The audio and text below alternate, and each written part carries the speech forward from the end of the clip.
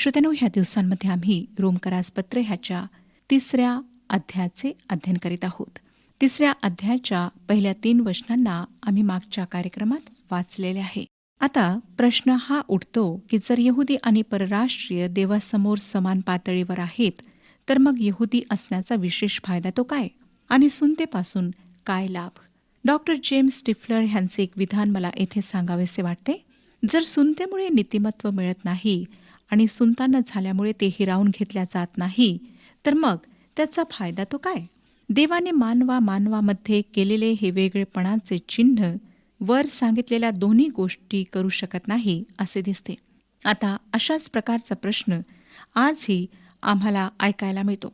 मला वाटतं श्रोत्यांनो, हा प्रश्न उभा राहण्याचे कारण म्हणजे मी सांगत असलेल्या सुवार्तेनुसार मंडळीचा सभासद होण्याचा तारणासाठी काहीच उपयोग होत नाही, किंवा कितीही विधी पाळलेत तरी तारणाच्या बाबतीत ते अर्थशून्य ठरतात. देवाने जगाला क्रूसापर्यंत सीमित ठेवले आहे. देव तुम्हाला कुठेही जाण्यास सांगत नाही किंवा काही करण्यासही सांगत नाही.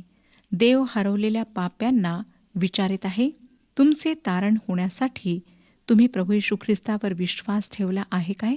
आणि जोपर्यंत मानव ह्या प्रश्नाचे उत्तर देत नाही, तोपर्यंत त्याला सांगण्याकरिता देवाजवळ दुसरे काहीच नाही. कदाचित मानवाचे तारण झाल्यावर परमेश्वर मंडळीचा सभासद होण्याविषयी, इतर विधींविषयी त्याच्याशी बोलेल. आजकाल लोक म्हणतात, माझी मंडळी, माझे कुळ, माझे सभासदपण, माझ्या विधी ह्यांचा माझ्या तारणासाठी काही उपयोग आहे काय? ह्याचे उत्तर आहे नाही. ह्या सर्व गोष्टींचा तारणासाठी काहीच उपयोग होत नाही. ह्या सर्व गोष्टी व्यर्थ आहेत. पण जर तुमचे तारण झाले असेल तर मात्र ह्या सर्व गोष्टी चिन्हासारख्या आहेत आणि ह्या गोष्टींना माध्यम म्हणून वापरून आम्ही कोण आहोत हे जगाला आम्ही दाखवू शकतो. परंतु जर आम्ही त्या पातळीपर्यंत पोहोचू शकत नाही, तर मात्र आमचे मंडळीतील सभासदत्व आणि आमचे सर्व विधी आमच्याकरिता कलंक असे ठरतात. इतकेच नव्हे तर ह्या गोष्टी पवित्र असण्याऐवजी अपवित्र ठरतात. आता ह्या ठिकाणी पॉल स्वतः ह्या प्रश्नाचे उत्तर देणार आहे. यहुदी असण्याचा फायदा काय होता? 2रं वचन पहा. 3रा अध्याय 2रं वचन आम्ही वाचलेलं आहे, ते मी पुन्हा वाचणार नाही. पॉल इथे म्हणत आहे, होय, यहुद्याला एक फायदा अवश्य होता. तथापि ह्या फायद्याने जबाबदारी निर्माण झाली. एखाद्या यहुद्याला कोणता फायदा मिळत असे हे काळजीपूर्वक पाहण्याची आवश्यकता आहे. कारण श्रोत्यांनो, ह्याच ठिकाणी अनेक लोक गोंधळ करतात. जुन्या करारातील यहुदीपण आणि नव्या करारातील मंडळी हे दोन्ही एकच मानणारे किंवा त्यांच्यात भेद न करणारे ईश्वर विज्ञान विद्यालयात शिकवणारे गृहस्थ मला ठाऊक आहेत. पॉल इथे अगदी स्पष्टपणे सांगत आहे की देवाने केवळ त्याची वचने इस्रायल राष्ट्राला दिलीत असे नाही, तर केवळ त्यांच्याच करवी देवाचे वचन प्रगट होत असे. परंतु देवाच्या वचनांतर्गत ही इस्रायल राष्ट्रासाठी विशेष असे काहीतरी होते. इस्रायल राष्ट्राबरोबरचा देवाचा व्यवहार अजून संपलेला नाही. ह्याच विशिष्ट मुद्द्यावर मी ईश्वर विज्ञान तज्ज्ञांना पारखत असते. देवाने इस्रायल राष्ट्रासाठी काही भवितव्य आखून ठेवले आहे काय? प्रिय श्रोता, जर देवाने इस्रायलांसाठी भवितव्य आखून ठेवले नसेल, तर तुमच्या व माझ्यासाठीही काही भवितव्य देवाच्या मनात असेल असे मला वाटत नाही. आणि त्या ईश्वर विज्ञान तज्ज्ञांसाठी तर नाहीच नाही. देवाने दिलेले सर्वच अभिवचने त्याच्या एका वचनात आहेत, आणि ते वचन म्हणजे योहान शुभवर्तमान 3रा अध्याय आणि 16वे वचन. उत्पत्तीच्या 12व्या अध्यायात देवाने अब्रामाशी केलेला करार देव पुरा करणार आहे. इस्रायलाविषयी बोलत असताना पुन्हा एकदा डॉक्टर स्टिफलर काय म्हणतात ते ऐका. देवाने यहुदीयत्व पेरले आणि जगाने ख्रिस्तीत्वाची कापणी केली. हा यहुद्याचा फायदा होता असे नाही, कारण तसे म्हटले तर यहुदीपण खोडल्या जाते. तो फायदा म्हणजे प्रथमतः देवाचे प्रकाशन, देवाचे दर्शन, देवाचे वचन त्यांना प्राप्त झाले होते. केवळ जगाला बायबल देण्यासाठी नेमलेला विश्वस्त इतकेच यहुद्यांचे स्थान नव्हते, तर यहुदी म्हणून त्यांच्या स्वतःसाठी अजून पूर्ण न झालेली अशी काही अभिवचने देवाने त्यांना दिलेली आहेत. जुन्या करारात सर्व वचनांची नोंद पाहिल्यावर असं दिसतं की त्यात एक सुद्धा वचन मंडळी ह्या नात्याने किंवा मंडळीसाठी नाही. त्यामध्ये मंडळीविषयीचे भाकीत नाही, जुना करार पुढे येणाऱ्या, ज्यामध्ये यहुदी मुख्य असेल अशा राज्याचे पूर्वचिन्ह दाखवते. मंडळीमध्ये जसे यहुद्याचे राष्ट्रीय वेगळेपण मुक्ते, तसेच ह्या राज्यात ते होणार नाही. आता श्रोत्यांनो, माझ्या मते देवाच्या वचनाविषयीचे सर्वात महत्त्वाचे आणि अगाध असे हे विधान आहे. ह्याच मुद्द्यावर अनेक ईश्वर विज्ञान तज्ज्ञांमध्ये मतभेद होतात. डॉक्टर अडॉल्फ साफीर हे परिवर्तन पावलेले यहुदी होते. त्यांनी हे जबरदस्त आणि बोचणारे विधान केले आहे. ते म्हणतात, इस्रायल हे पुढे येणाऱ्या मंडळीचे प्रतिबिंब आहे आणि आता ते प्रतिरूप पूर्ण झाल्यामुळे इस्रायल आपल्या क्षितिजावरून लुप्त होत आहे. हे प्रचलित मत पूर्णतः अविहित आणि पवित्र शास्त्राच्या विरोधात आहे. इस्रायल हे पूर्ण झालेले किंवा मंडळी शोषून घेतलेले प्रतिरूप नाही, परंतु मंडळी ज्यावर उभी राहू शकेल असा एक आधारस्तंभ आहे.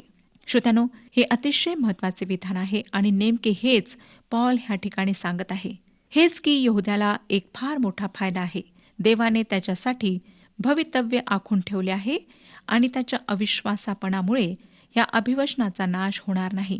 पॉल काय म्हणतो पहा, 3 वचनात आपण ते वचन वाचू शकता. जर काही विश्वास विरहित होते, असे भाषांतर अधिक सोयीचे आहे. त्यांच्या विश्वासाची उणीव देवाच्या विश्वासूपणाचा नाश करील काय? हा एक दुसरा आक्षेप घेतला जाऊ शकतो आणि ह्याला सामोरे जाण्यासाठी पॉल पुन्हा पहिल्या आक्षेपाकडे जातो. आता श्रोत्यांनो, जर देवाचा इच्छित उद्देश यहुद्याच्या फायद्यामुळे पूर्ण होत नव्हता, तर ह्याचा अर्थ त्याच्या लोकांबद्दलचे देवाचे विश्वासूपण रद्द झाले आहे, नाही काय? काय यहुदी चुकला तर देवसुद्धा चुकला असा अर्थ होतो काय? नाही. इस्रायलाच्या ऐच्छिक अवज्ञेमुळे व नकारामुळे देवाने त्यांच्यासाठी मसीहा पाठवण्याचे जे अभिवचन दिले ते अभिवचन रद्द झाले नाही. इस्रायलाने अविश्वास दाखवूनही त्या राष्ट्राच्या भविष्यासाठी देवाने दिलेली सर्व अभिवचने त्याच्या गौरवासाठी पूर्ण झालीत आणि पूर्ण होतील. आता माझ्या प्रिय श्रोत्यांनो, आपणास हे आवडणार नाही, पण मी व्यक्तिशः देवाचे आभार मानते, कारण त्याची माझ्याविषयीची अभिवचने माझ्या विश्वासूपणावर अवलंबून नाहीत. होय, खरोखरच ह्याबद्दल मी देवाची स्तुती करते. श्रोत्यानो, जर ते माझ्यावर अवलंबून असते तर मी कधीच भटकले असते, कधीच नाश झाले असते. देवाच्या विश्वासूपणाबद्दल त्याचे आपण आभार मानूया. नंतर मी आपणाकरिता 4 वचन वाचत आहे. रोमकरासपत्र 3 अध्याय आणि 4 वचन. कधीच नाही, देव खरा आणि प्रत्येक मनुष्य खोटा ठरो. शास्त्रातही लिहिलेले आहे की तू आपल्या वचनात नीतिमान ठरावे आणि तुझा न्याय होत असता तुला जय मिळावा. श्रोत्यानो, दुसऱ्या शब्दात सांगायचे तर अविश्वासी जो हा प्रश्न उभा करतो तो लबाड आहे आणि देव एखाद्या दिवशी त्याची लबाडी उघडकीस आणेल. का? कारण देवाचा विश्वासूपणा खरा आणि कधीही न बदलणारा आहे. हे फार महत्वाचे आहे. योहानाचे पहिले पत्र 5 अध्याय आणि 10 वचनात म्हणतो, जो देवाच्या पुत्रावर विश्वास ठेवतो त्याच्या ठाईच साक्ष आहे. ज्याने देवाचा विश्वास धरला नाही त्याने त्याला लबाड ठरविले आहे, कारण जे साक्ष देवाने आपल्या पुत्राविषयी दिले आहे तिच्यावर त्याने विश्वास ठेवला नाही. विश्वास न ठेवून आम्ही देवाला लबाड ठरवतो. जेव्हा आम्ही त्याच्या पुत्राला नाकारतो तेव्हा आम्ही हेच करतो. 5 वचन पहा पुढे काय सांगतं. पण आपल्या अनितीमुळे जर देवाचे नीतिमत्व स्थापित होते तर ह्यावरून आपण काय म्हणावे? देव जो क्रोधाने शासन करीतो तो अनित्यमान आहे असे म्हणावे की काय? मी हे मानवी व्यवहाराप्रमाणे बोलत आहे. श्रोत्यानो, एखाद्या धूर्त वितंड वादाच्या आधारे असा वाद घालता येईल की राष्ट्राचा अविश्वास देवाच्या विश्वासूपणाला आव्हान देत असल्यामुळे केवळ त्याला गौरव मिळावे म्हणून त्या गोष्टीला शिक्षा करण्यात देव अन्यायी ठरतो. ह्याचे अधिक चांगले भाषांतर असे करता येईल, जो देव ह्या लोकांचा न्याय करण्यासाठी क्रोधाने त्यांची भेट घेतो तो अन्यायी आहे काय? आता देवाच्या कृपेची शुभवार्ता सांगत असता सर्वात जास्त कडक असलेल्या ह्याच टीकेला पौलाने तोंड दिले. जर देव स्वतःला गौरव मिळावे म्हणून पापाचा उपयोग करतो तर त्याने पाप्याला शिक्षा करू नये, अर्थात हीच गोष्ट अनेकांनी पाप करण्यासाठी सबब म्हणून वापरली. हीच गोष्ट पुन्हा रोमकरासपत्र 6 अध्याय आणि 1 मध्ये आम्हाला दिसते. पण आपण त्याचा खुलासा तेथे पोहोचल्यावर करू. नकारार्थी उत्तर मिळावे ह्याच आविर्भावात हा प्रश्न ग्रीकमध्ये पौलाने विचारला आहे. देव अन्यायी नाही. तो म्हणतो, मी मनुष्याच्या व्यवहाराप्रमाणे बोलत आहे. ह्याचा अर्थ आत्म्याने प्रेरित होऊन हा विशिष्ट शास्त्र भाग पॉल लिहित नाही असे नाही, तर मर्यादित आणि मानवी दृष्टिकोनातून हा प्रश्न तो उपस्थित करीत आहे. आता ह्यातील महत्त्वाचा मुद्दा असा, जर माझ्या अनितीमुळे देवाचा अलौकिक, आश्चर्यकारक, अमर्याद विश्वासूपणा कृपेच्याद्वारे प्रगट होत असेल, तर माझा न्याय करण्याचा त्याला काही अधिकार आहे का? पॉल नेमके हेच येथे म्हणत आहे. श्रोत्यांनो, आता आपण 6वं वचन वाचूया. 6वं वचन सांगतं, कधीच नाही. असे झाले तर देव जगाचा न्याय कसा करील? आपल्या पापांमुळे देवाची कृपा प्रगट होते म्हणून जर आपला न्याय करण्याचा अधिकार त्याला नाही, तर तसे पाहता कोणाचाच न्याय करण्याचा अधिकार देवाला नसता, कारण ते देवाच्या कृपेच्या समानतेमध्ये काहीतरी प्रगट करेल. पौलाचे उत्तर पुन्हा एकदा जोरदार आणि साफ नकारार्थी आहे. तो म्हणतो, देव अन्यायी नाही. आता आपण 7वं वचन वाचूया. तसेच माझ्या लबाडीवरून देवाचे सत्य त्याच्या गौरवासाठी विपुल असल्याचे दिसून आले, तरी एखाद्या पापी माणसाप्रमाणे मीही शिक्षेस पात्र का ठरावे? लबाडीचा ह्या ठिकाणी नैतिक लबाडी असा अर्थ अभिप्रेत आहे. स्वतःच्या पापांमुळे देवाच्या गौरवाची वृद्धी झाली आहे म्हणून प्रत्येकजण न्यायापासून स्वतःची मुक्तता व्हावी असे प्रतिपादन करू शकेल. 8वं वचन, आणि बरे घडून यावे म्हणून आपण वाईट करूया असे आपण का म्हणू नये? आम्ही असेच म्हणतो असा कित्येक लोक आम्हावर आळ घेतात. अशा लोकांची दंडाज्ञा यथा न्याय आहे. या वचनात पॉल त्याच्या वादाला तर्कशुद्ध दृष्टीने करून अयोग्य शेवटाला आणून सोडत आहे. हा असमंजस वाद आहे. जर पापामुळे देवाच्या गौरवाची वृद्धी होते, तर जितके जास्त पाप तितके अधिक गौरव. अशा प्रकारचा असमंजसपणा पॉल शिकवत आहे असा खोटा आरोप काही जणांनी त्याच्यावर केला होता. आणि हे खरंच हास्यास्पद होते, कारण देवाने पापाचा न्याय केलाच पाहिजे असा पौलाचाच आग्रह होता. पौलाने हाणून पाडलेल्या ह्या हास्यास्पद वादाद्वारे उपयुक्ततेच्या नावाखाली एखाद्या चोरालाही संत ठरविता येईल. शेवटी परिणामच साधनांचं समर्थन करतो अशा प्रकारचे जुने घोषवाक्यच येथे पुन्हा दिसते. ज्या भागामध्ये देवाने मनुष्य जातीविरुद्ध दोषी असल्याचा आरोप केला आहे, त्या भागाकडे आता आपण आलो आहोत. सर्व मनुष्य जातीला जगाच्या सर्वसमर्थ न्यायाधीशासमोर आणून पॉल ह्या पापावरील भागाचा शेवट करणार आहे.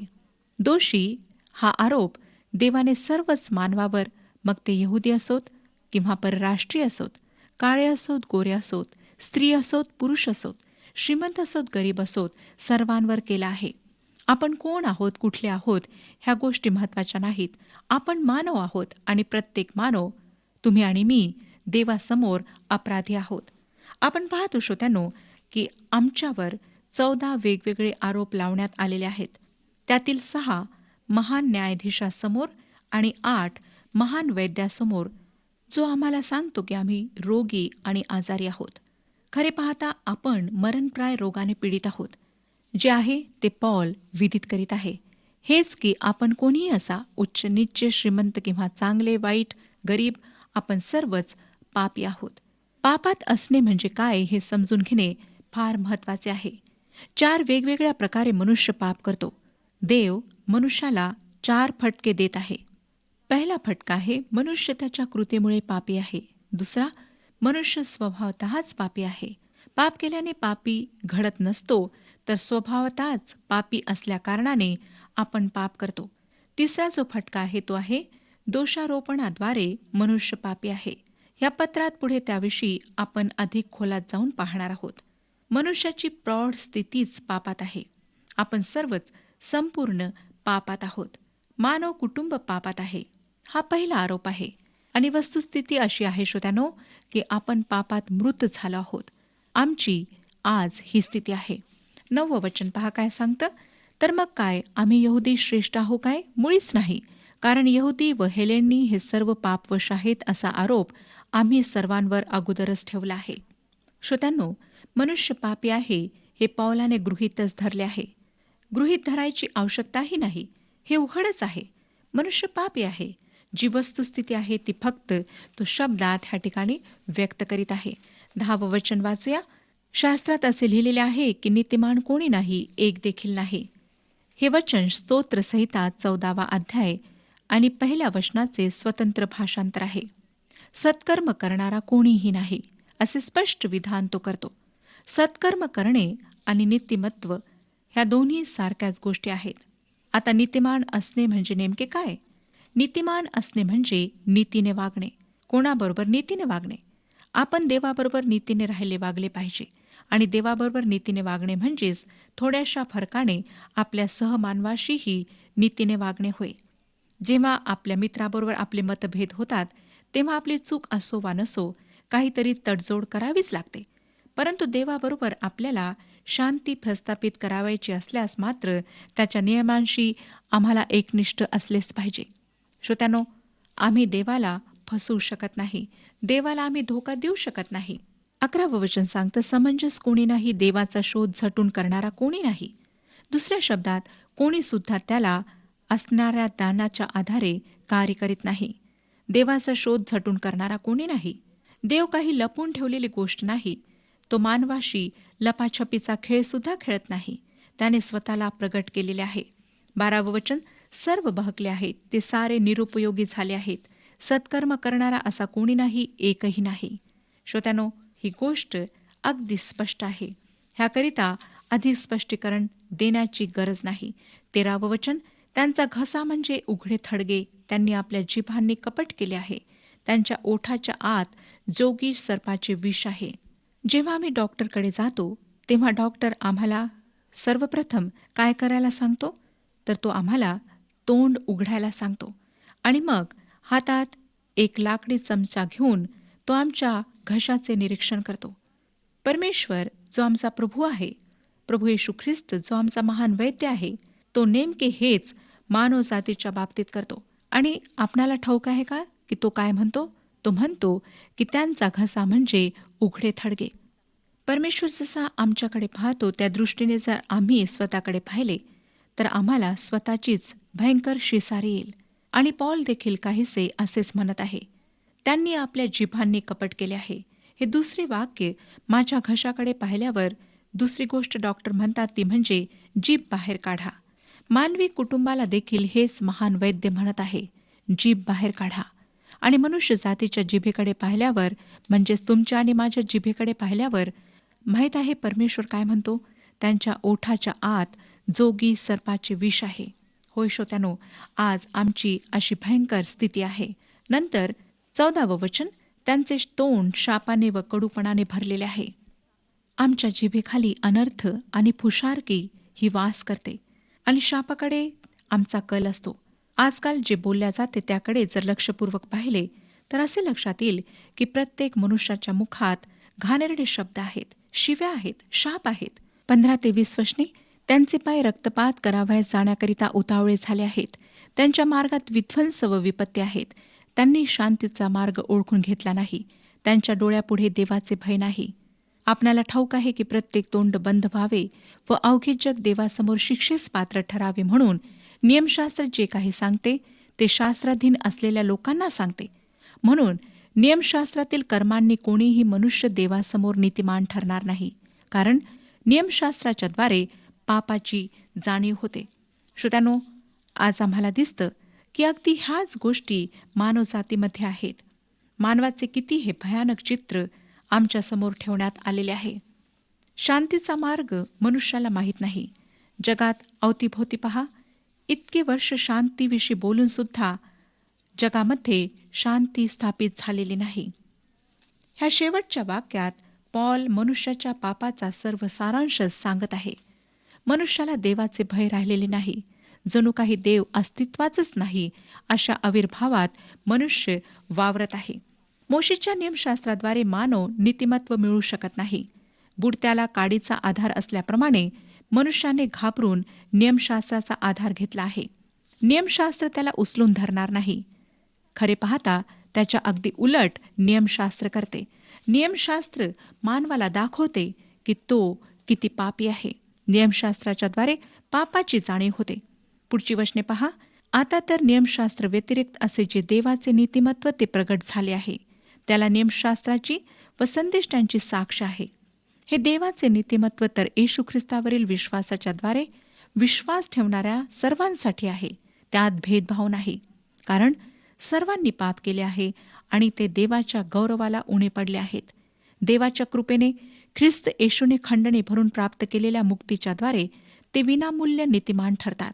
त्याच्या रक्ताने विश्वासाच्याद्वारे प्रायश्चित होण्यास देवाने त्याला पुढे ठेवले, ह्यासाठी की पूर्वी झालेल्या पापांची देवाच्या सहनशीलतेने उपेक्षा झाल्यामुळे त्याने आपले नीतिमत्व व्यक्त करावे, म्हणजे आपले नीतिमत्व सांप्रत काळी असे व्यक्त करावे की आपण नीतिमान असावे आणि येशूवर विश्वास ठेवणाऱ्याला नीतिमान ठरविणारे असावे. ह्या ठिकाणी पॉल स्पष्ट करतो की नियमशास्त्रातील गोष्टी पाळून किंवा त्या प्रकारे कार्य करून कोणीही नीतिमान ठरू शकत नाही, कोणालाही तारण प्राप्त होऊ शकत नाही. नीतिमान ठरणे म्हणजेच तारण पावणे, देवाच्या पातळीपर्यंत पोहोचणे होय. आणि आम्ही हे स्वतःहून कधीच करू शकत नाही. त्याकरिता परमेश्वराने प्रभू येशू ख्रिस्ताला ह्या जगात पाठवले. येशू ख्रिस्ताच्याद्वारेच आम्हाला पापांची क्षमा प्राप्त होऊन आम्ही परमेश्वरासमोर नीतिमान ठरू शकतो. श्रोत्यानो, मला खात्री आहे की आजच्या वचनाच्याद्वारे परमेश्वर आपणाशी बोललेला आहे. ह्या वचनांविषयी आम्ही अधिक खुलासा पुढच्या कार्यक्रमात पाहणार आहोत. म्हणून पुढच्या कार्यक्रमात अवश्य भाग घ्या. परमेश्वर आपणा सर्वांस आशीर्वाद देवो.